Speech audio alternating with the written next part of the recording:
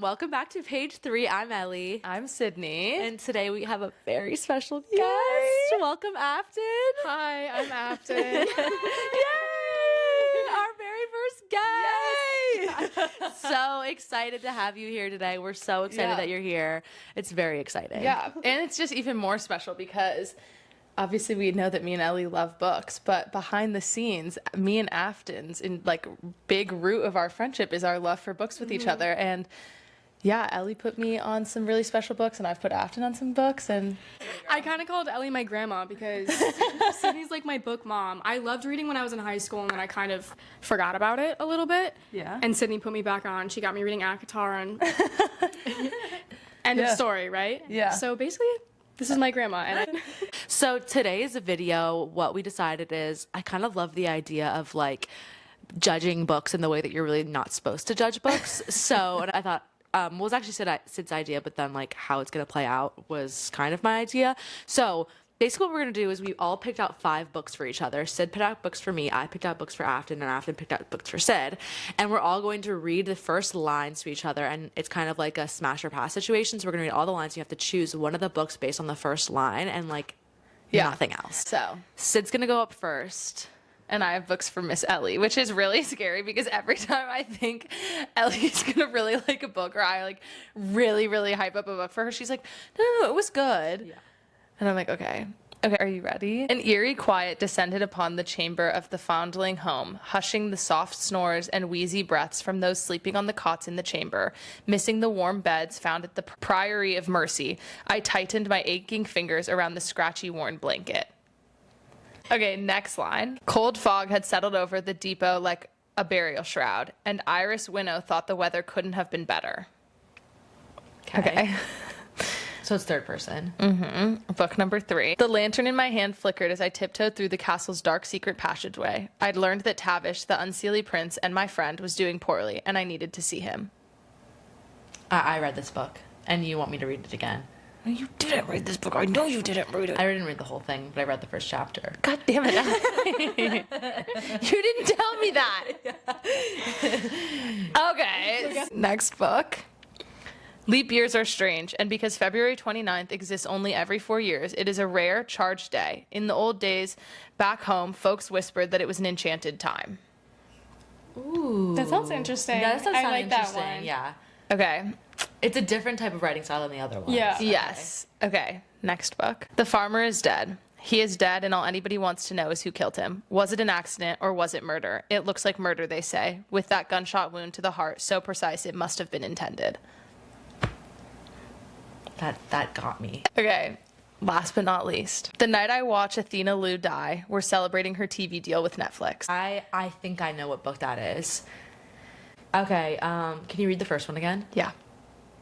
She loves a run-on sentence. She needs to hear it again. An eerie quiet descended upon the chamber of the foundling home, hushing the soft snores and wheezy breaths from those sleeping on the cots in the chamber, missing the warm beds found at the Priory of Mercy. I tightened my aching fingers around the scratchy worn blanket. Okay, so that's a contender. Go to the next one. Cold fog had settled over the depot like a burial shroud, and Iris Winnow thought the weather couldn't have been better. No. Okay, so scratch that. Leap years are strange, and because February 29th exists only every 4 years, it is a rare charged day. In the old days back home, folks whispered that it was an enchanted time. Okay, I'm gonna go with the first one. Okay, you want me to tell you what it is? This is gonna make me so irate because I gave you this book and you haven't read it. So you would pick the one book I've gifted to you and have not read. So in order of the sentence I've read, let me just tell you what is what, okay? Book number 1, Ellie's pick. Fall of Ruin and Wrath. You motherfucker. And you know who it's written by? Same woman who wrote Of Blood and Ash. Okay. I know. Next up, we had Divine Rivals. Oh, really? Yeah. Was that the next one? Wait, which one was that one? The call? Cold fog had settled over the depot like a burial shroud. One that says the missing the warm beds found at the Priory, whatever. That's the one you chose, Fall of Ruin and Wrath. Okay, then we had The King of Frost and Shadows, which is the one that Ellie somehow has now decided she's read the first chapter. The book after that, the one that was about that said the leap year line, that is a love song for Ricky Wilde by Tia Williams, one of my favorite authors and favorite books. What type of novel is that? It's a time travel book, but Okay, it's I was not. gonna say it gave a little like fantasy, but Yeah. not super. So I was confused. Yeah, it's time travel. It's set in real time in current day and age, like in the 2000s, normal, every day. It's set in New York in the brownstones, and it has like an element. It's magical realism. Okay. It's magical realism. Okay, the next one was Broken Country, the one the farmer is shot and nobody knows who shot him. Broken Country, which I would think everybody should read. I on my really list. do want to It's read on my list. I really do want to read Broken Country, but if it's purely based off of the first line, the first one definitely. Yeah. Okay, and then the last one, the one that said, the night I watched Athena Liu die, we were celebrating her Netflix deal. That was Yellowface by R.F. Kuang, Okay, that's who fine. she can do no wrong. I asked Sid some questions about like the types of book that you like, and Ooh, I'm I'm nervous. no, don't be. It's gonna be okay. So I know that you like. Well, last night you said that you liked science fiction, so I remembered that based on like, and you also listened to podcasts that are like science fiction Yes. related. So I was like, okay, perfect. So I tried to find things that were science fiction, fantasy, and then obviously I had to throw in some of like books that I like because Yeah. I just want. If you're gonna pick one of them, I want to know that it's good. I'm like nervous because this is my two worlds colliding. Oh, So don't be nervous. no, but I'm just nervous because I'm like, oh my god, they're like really getting to know each other. Like, they're like, really getting to know each other. It's so bizarre for me to see someone who I've only known through Sydney and then on like my TV screen. When I'm cooking, I'll put their podcast on, and it's like my little show that I watch when I cook. And then You're Ellie sits such over here and she grabbed a microphone. I was like, oh, this is strange. It wasn't weird until you did that, and then I was like, oh, this feels bizarre. And she's like, slaps a microphone in my hand. I'm like, this just feels very. It's so interesting 'cause, like, you're otherworldly to making my me. dreams come true right now because I want to be known like doing this. So like, you're a really good friend also for always watching the podcast. And I think Well, it's easy awesome. because it's fun to listen to. Oh, like I stop. can't say that if it was a bad podcast, I I'd still love be girlhood. Okay. Okay, right. girl, give us your book. So I did a mix of like they're all kind of fantastical. One of them I have absolutely no idea what it's about, but it had really good first line. Okay, So wait. okay, let's start with The End of the World. Why don't we? Ooh, okay. I do like that. The next one is Nothing is ever simple, and when it is, it's rarely ever worth it. Oh, I really like that. Okay, the next one is It Began with the Stars. That's so Valaris coded. I was actually really proud of myself for these first lines. I am dangling. It is only my father's blood slicked grip around my wrist that stops me from falling. Wait, that sounds so me coded. And then the last one is Take your clothes off. And it's not even the one that you think it is. That's the best part.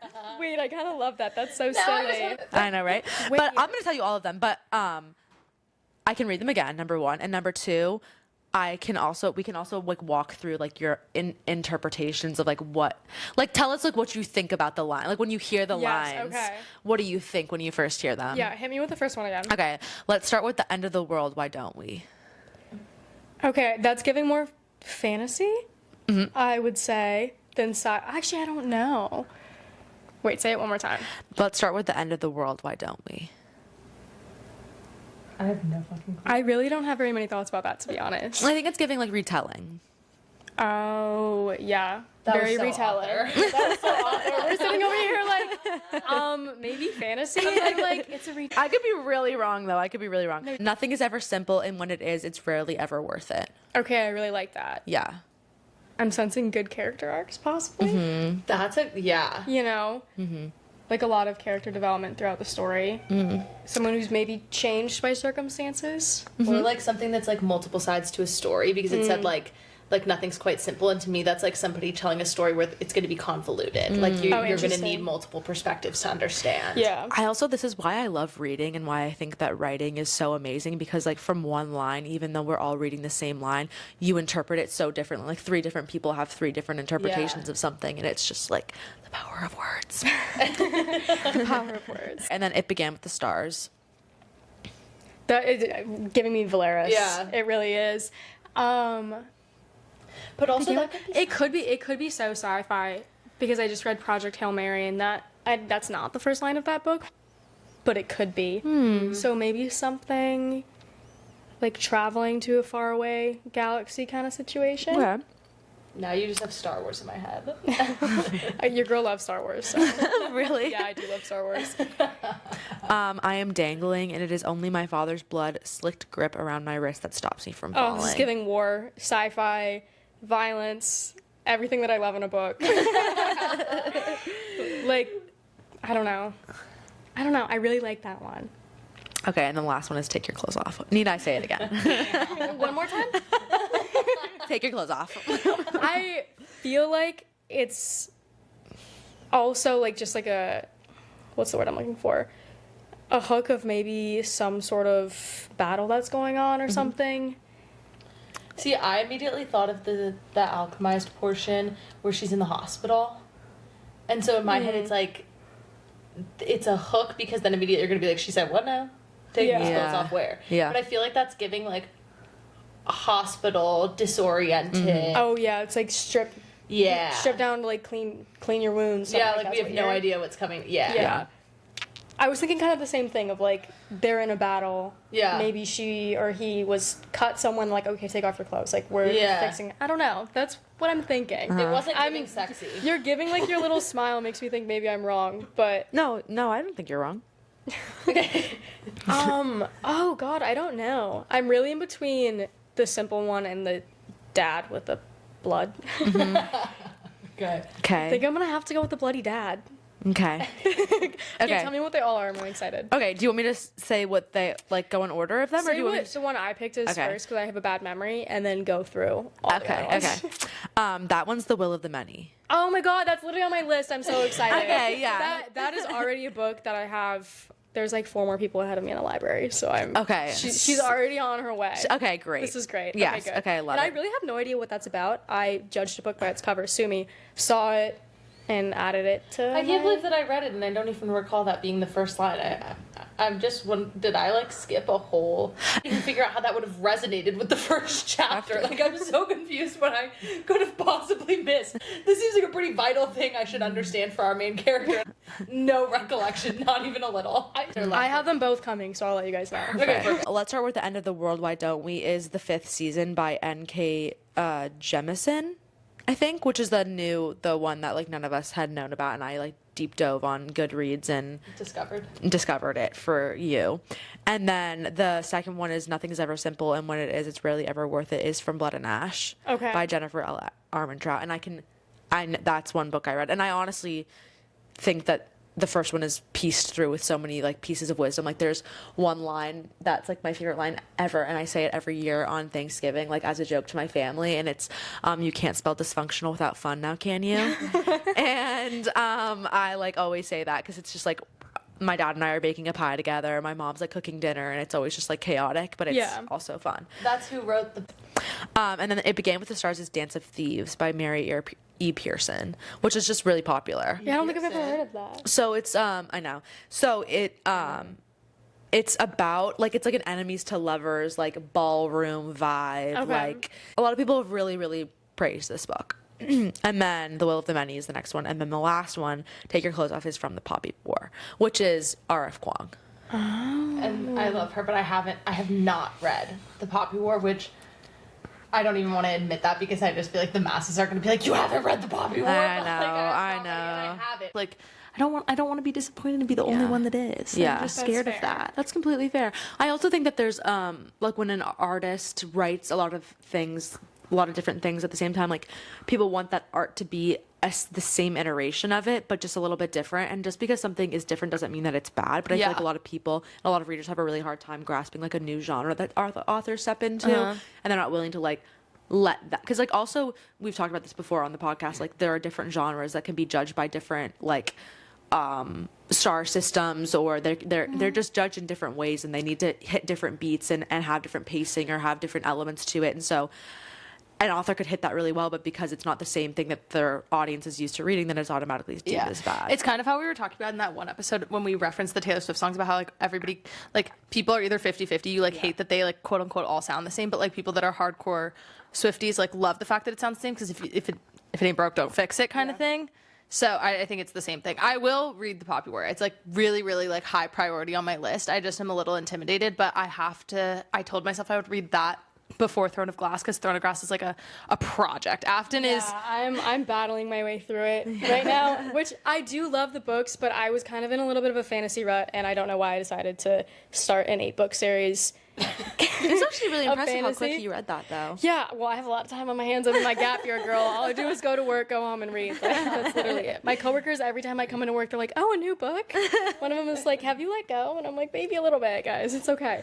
So it's But going to strengthen your brain. yeah, exactly. I'm just getting Smartest girl in med school. Just Literally. getting smarter. Yeah, I know all about Fairy Smut. And I do feel that with Throne of Glass, that I love and I hate that it feels so much like ACOTAR. Yeah. Like, it's just written so similarly. Obviously, the plot's different, and I'm really enjoying it, but sometimes I'm like, okay, this just seems like more of the same thing. But also, sometimes it's very comfortable, and she is such a talented author Yeah. that, I don't know, it's kind of two sides of the same coin of where I would like a little bit more variety, but it's also just such a comforting thing to have a talented author be able to deliver. Totally. You know? And deliver that level of consistency. I also think that there are times where I'll be reading a lot of fantasy, and then I'll just be like, and I'll be so immersed in it, it's all I want to read, and then I'll flip on a dime, and I'll be like, I actually cannot read another fucking fantasy novel. It's like a tolerance break that I need. Like, if I read one more, I'm gonna go stir crazy. Yeah.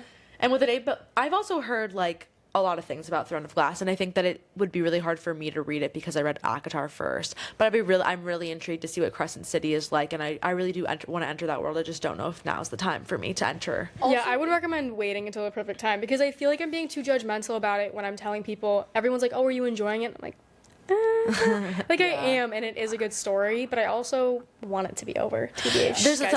There's such a difference between like a story that like you, like all of the bones of it you can really appreciate, but it doesn't hit you really hard. Yeah, exactly. And so that's like what I like have noticed sometimes about books that I read, and I'll be like, oh, I can appreciate this. I think this is so great. Like I'm applauding you, and for that reason Yes. you took it to 4 stars. But I think in order to hit that like 5-star mark, it has to like really sink into Yeah. your soul. No, that's exactly what I'm feeling right now, where Yeah. I'm invested in the characters. I think there's great character development. The plot's insane, but there's just something about it where I'm reading it to figure out what happens. I'm Yeah. not reading it because I'm in love. Right. That's right. a really good way to put it. I also think there's something to be said that like and I haven't read Throne of Glass, so like take my opinion with fuck all, like it doesn't matter. But I think 8 books is a lot. You have to have, that is a lot. It's a project.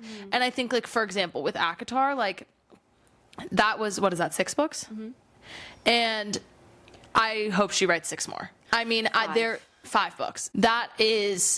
That world I was so into it that 6 books like wasn't enough. Like I wanted literally 10 more. Like I cried when it was over because I was sad that it was done. Like not even because of the ending. Like I was literally just like, oh my God, I never get to read ACOTAR again. Yeah. But so I think there's something to be said that like there's a threshold. Like sometimes in a series after 2, I'm like, thank God you only wrote a duology. Like this was amazing. It didn't need to be more than a duet. So then I'm wondering how I'll feel about Throne of Glass, because I'm wondering if I'm going to be like, okay, so there's about 14,000 pages in this thing. Yeah. Like, do I need 10,000 more because I'm that invested, or did we need to? Was 8 books pushing it? But sometimes I think that 8 books can be great if the world is complex enough. That's what I'm worried about, though. And that duologies, like really good duologies, like the world is like it's similar enough to our own world, or it's easier to grasp. It's right? digestible. It's digestible, and I think that there are things that a book will offer you in a trilogy. Trilogies are hard. I would say a trilogy is actually significantly harder than a duology, and significantly harder than a long series like Throne of Glass, because you just have to hit certain beats, and usually the second book kind of just feels a little bit pointless. Yeah. Like you can either go short or long, whatever. But one of the things that I can appreciate about Sarah J. Maas's world is that they're so real, and she knows her characters, even though despite the fact that they are fantastical beings. Like she knows them like the back of her hand. And I've always been a character over plot person. That's just I totally agree. Which also is why I think I struggle so much with like historical fiction and those things, because I think it is like It's very plot driven. or at least it intimidates me because it seems plot driven. But that's just my opinion. I also just think like ACOTAR was, I think with series, starting with trilogies, typically I feel like by the third one we've tapered off so much that I'm like, holy fucking shit. And I think a series like ACOTAR did such a great job because it progressively got better. Like, in my opinion, even if I wasn't in love with it the way that I was, I think anybody that read it could acknowledge that it progressively got better because so many facets of the world were unlocked as you kept going. And so many, like, the characters didn't hit their peak in the middle. Like, most authors, like, by the peak is in the middle, and then you kind of, like, you get comfortable as you go, right? Like, that's, like, the climax, whatever structure. And I felt like the characters didn't even peak till the end. Like, I felt like I was riding this wave with them the whole way, that it just got better and better. And I'm curious to read Throne of Glass because I think it is an extremely daunting task as an author to draw out a complex world and character development through 8 books that continues to deliver. Like, really deliver. Like, where you're like, there's new things unlocked. Because obviously you get to know the characters to a certain extent, but I'm just curious, like, if I'm constantly seeing that development even in those little things, because 8 books is a long fucking series. I also, it's a long series. And I think one of the things that I really respect about Sarah J. Maas, I'll just say this and then you can give Sid her books, but I think one of the things that I respect a lot about her writing is that I think a lot of authors rely on foreshadowing, and she does foreshadowing in such a distinct way of, like, you don't even know that thing is going to be foreshadowed until you come back around and see it. And I think that's way more satisfying than it being so overt, like, the worst was yet to come. I actually think I have that line in my novel, so I need to take it out, actually.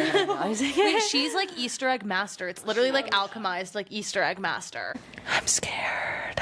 You should be scared. I really hope that you get Afton said she's hoping that one of her lines forces me to read a book she doesn't think I would pick, so. Yeah. Some of these books I know that you would pick, and the other ones I know that you probably won't ever pick up, so we're going to see. It took 7 years to get the letter right. Yeah, that one I like because I'm like, what letter? To who? Like, is this like a government thing? Like, we're writing a letter, like, in a sci-fi dystopian sense, or like a letter like going to somebody? Like, I'm just, right now all I can think of is Dear John, so like. And I believe that this is the only line on that entire page, and then you flip it. So I'm 90% sure. Okay. Okay. The next one? Next line is, I was 9 the first time the physicians came to the house. I know that you originally said that Ellie didn't like this book, so that was going to give me a clue, but I actually can't fucking think of a single thing. Oh, okay, good. But I'm thinking this is probably, I'm totally could be off base here, but it's giving, like, girl lives in real world and gets either captured or brought to fantasy world. Like, that's just the vibe I'm getting for whatever reason, because the mention of the physicians, either she's really ill and something's wrong, or there's something suspicious occurring. Okay, interesting. Next one is, I love Thursday nights. Okay, sounds like something everybody I've ever went to college with ever said. So. Oh yeah, I love Thursday nights. Yeah. I really love that first line because it's just like, I can really appreciate it. Especially because, without giving away what the book is about, I did not expect this to be the first line. Yeah. Because it's just so not that. Like, I feel like this is a little misleading, which is interesting. It just feels random. Like, I don't have a thought on it because it just seems random. Like, in my head, I'm immediately thinking literary fiction or contemporary romance, because that's like such a first line of a literary fiction book or a contemporary romance, to be like, I love Thursdays. And if it's contemporary romance, then it's going to be something about a Thursday that's not a typical Thursday, and she ends up at some location and meets some mysterious man, right? But if it's literary fiction, it's going to be like some long, drawn out, weird ass way to describe how Thursdays gave this person the meaning of life. Yes. You know what I mean? But do you think I would pick either of those genres? No, which is why I'm fucking confused. Okay. So the next one is, I would have lived in peace, but my enemies brought me war. Ooh, that's really good. Fuck, that's know. such a good line. Okay, I wait, love can this you book read so me the much. first one again? All the way back to the first one? Yeah. It took 7 years to get the letter right. And the second one was the one that was like the physicians came to the house. What was the third one again? Thursday nights. Okay, so I don't want that one, I don't think. Okay, whatever. Fuck, now I don't know because now you're... No, it's okay. Well, I'll take that one out. Okay, I don't think I want that one. What was the last two after that? Well, I never finished. Oh, You were shit, getting sorry. excited. It's okay. Keep going. The last one is, so this is how it feels to take a man's life. Ooh. Oh! Fuck, Afton, you picked really good ones. Okay, I need you to read them all to me once more, and I'm gonna scratch as I go. Okay. It took 7 years to get the letter right. Okay. I was 9 the first time the physicians came to the house. Okay, now I know exactly which one that is. It just came to me, so you have to scratch it. Okay. Because I know it's One Dark Window. It is One Dark Window. Okay. That's why when I said that you didn't like it, I was like, oh shit, I just really... Now this makes me think, I want to read you a review that I read of One Dark Window, and I think it's like one of the funniest things I've ever read in my life. But is it Wait, why? yeah, Wait, but please. do I have to plug my ears for this? La la la la la. You keep going. Okay. Okay. The Thursday night's one you're scratching? Yeah. Okay. I would have lived in peace, but my enemies brought me war. Okay, and the last one? So this is how it feels to take a man's life. What was the first one? It took 7 years to get the letter Fuck, right. I want that one and the last two. Girl, you can read them both, or all three, but just pick one. Okay, I think I'm gonna I go. don't think I spelled that right. Oh, sorry. I think I'm gonna go. So this is how it feels to take a man's life. I Okay. think that's what I'm going with. That's Supermarket, the book by Logic. No. Yes. fucking Okay. way. Don't be turned like Logic. I'm- That's no. You need to read it because I don't even know how to describe it. It's such a good book though, and it's short. It's short. Okay, now give me the other ones because I I was think kind of conning you into. I wanted you to read that book. It's so good though. is I the just don't think you would- enemies one Red Rising. Yes. Okay. I figured that you would know what that is because it's so. I want to read You guys Red Rising. must read Red Rising. No. Oh. Is there a I reference mean- in it at all? There is. Actually, there is. But it's just it's a subplot. It's not I can get behind it. two people frolicking away in the sun. That's fair. You know, like ACOTAR is like there's war, but there's love. This is like there's war and there's love. Like it's just like a little like, It's like oh, a by little- the way, these people are in love. But Right, but that's right, really yeah, it. okay. But there are some very beautiful quotes about love in that book, and I think that it's so interesting because it was written by a man. So just to see that not that men can't be in love, but like to see those quotes and that perspective just from a man's eyes was really interesting to me. The first one was Carvel.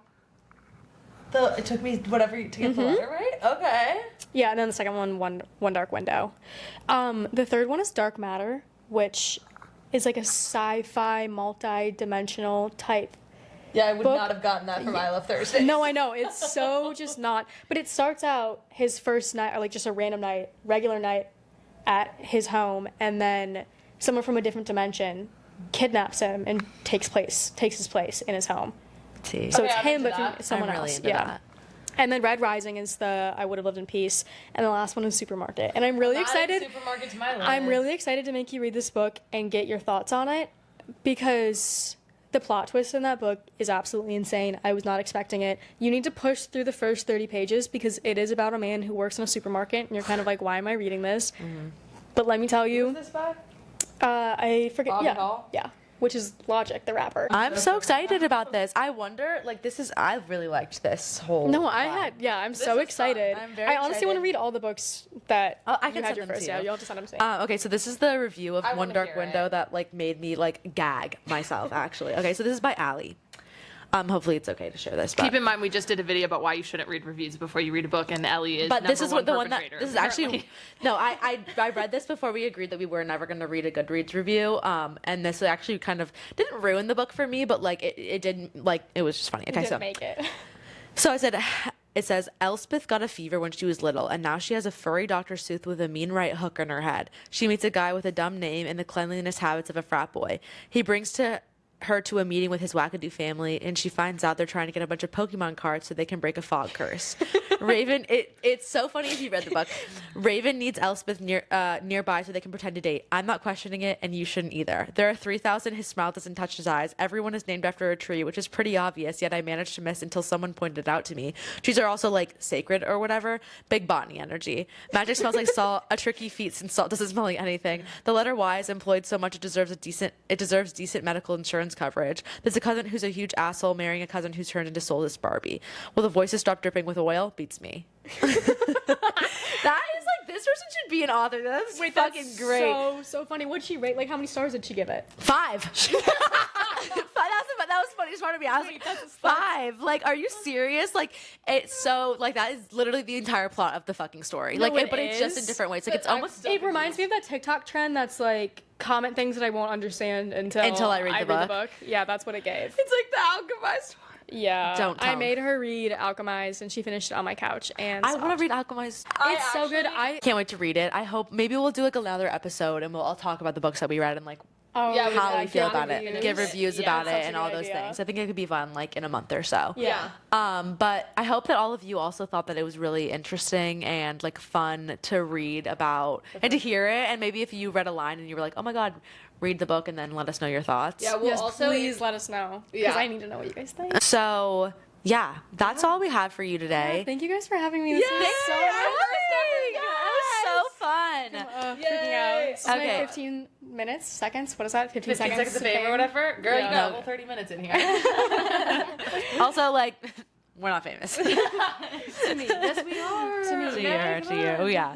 But anyways, We love you. we love you. We'll see you in the next chapter. Thank you for joining us. Thank you, Afton, for coming. We'll see you soon. Bye. Hey, we're popping in for Book of the Month. Book of the Month! It's so exciting. I have to show Shy because he's like in every video, so I want him to be in this one too. But so we're gonna talk about Book of the Month and pop in and just say our opinions and vibes and all the things. Right now we read chapter 9 through 17. 9 through 16, but technically We'll show the book, like how I always hold it up. But if you watch this episode, then you know that we have a dear friend, Afton, who's on the podcast, and she is my copy of Remain because she's following Book of the Month right now. So I can't show you guys, but it's here. Hey Afton. Hey. So I am really enjoying this book. I'm very intrigued by it still. I think my questions are still lingering of like all of the vibes of like, well, I think discovering that she's actually a ghost, number one, was very unique and like offers like a lot of questions. And I can't really stop reading it. And it's so different from every other thing that I've ever read, especially in the romance genre. And I think like I can like see the edges of the ending coming. I can see like the makeup of what I think the ending is going to be being built of like, oh, I think this is how things are going to go. I think this is what's going to happen. But I don't have any concrete evidence of other than my repertoire of other books that I've read that make me believe that I know how to predict an ending. See, that's crazy because my biggest thing, the reason that I like, I think the writing style is super unique and I really like the characters. Like, I really, really, really like the characters. I didn't think I was going to like it as much as I really am liking it. Like, this is really going to be up there for me in my 2026 books. But I cannot see where this ending's going because if you know Nicholas Sparks, even if you've only ever watched his movies and stuff, in theory, he is a realist. Like, he believes in a more truthful, less idealistic ending. That's like kind of how most of his things go. Like, The Notebook is the most prominent example of this. Like, obviously they don't, like, she doesn't wake up and recover, right? Like, it's not this fantastical ending. And I don't know anything about the other author, M. Night. I haven't read any of his other work, so I don't know where he lays in this. But I feel like because of what I know about Nicholas Sparks that I can't picture him and Ren like being in a ghost person relationship. Like, I don't see where and so then my alternative is then like, is this going to be a book about self-love and self-discovery? Like, he heals himself through all of this experience, whatever, and like then he falls in love like secondarily and it's not with Ren.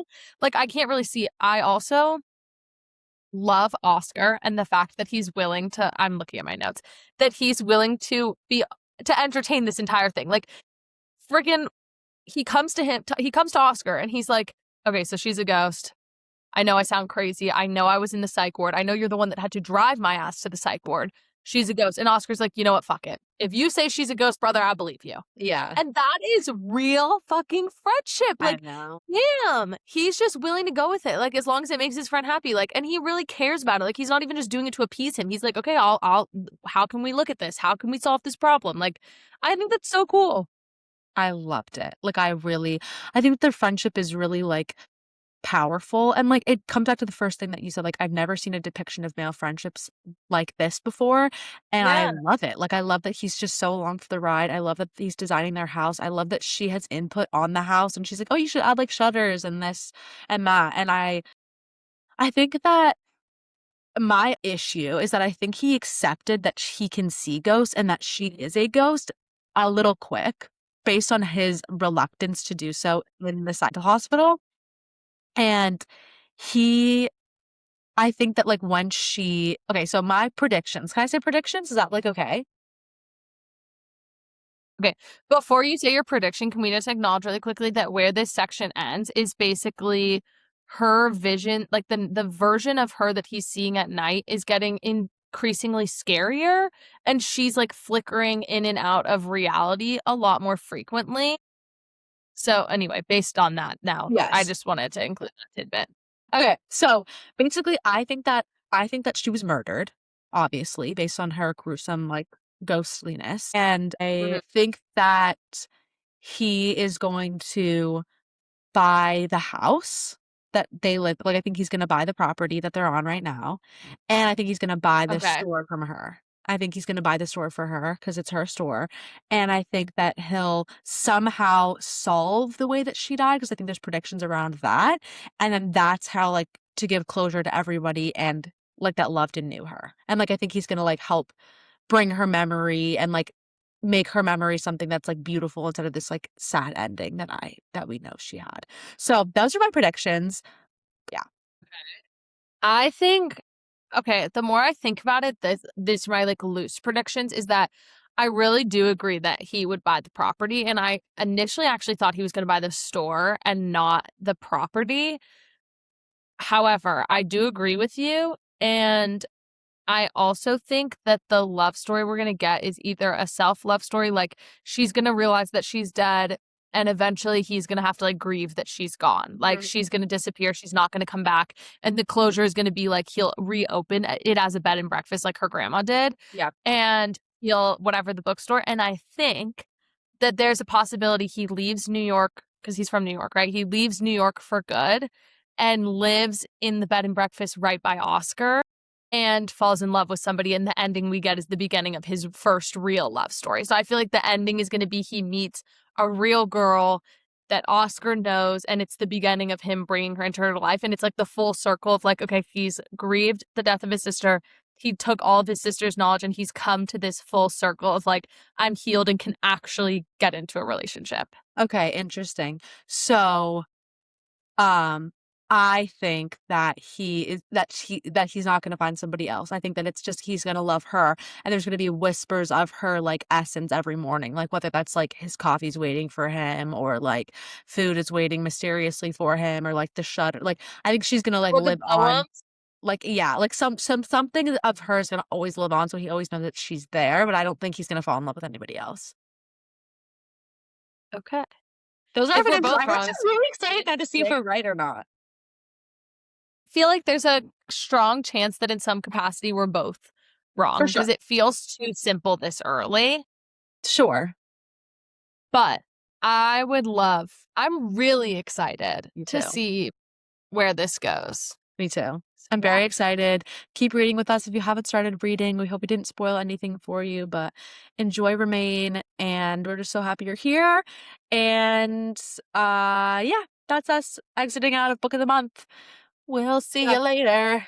Bye. Happy reading. Love you. Bye.